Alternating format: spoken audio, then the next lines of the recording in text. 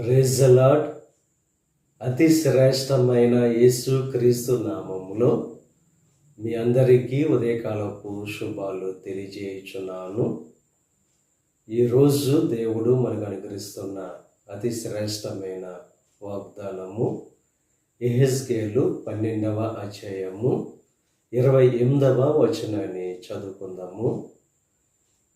ఇకను ఆలస్యము లేక నేను చెప్పిన మాటలన్నీ జరుగును. దేవుడు చెప్పిన ప్రతి మాట నెరవేరుస్తారని చెప్పి వాగ్దానం చేస్తున్నారు.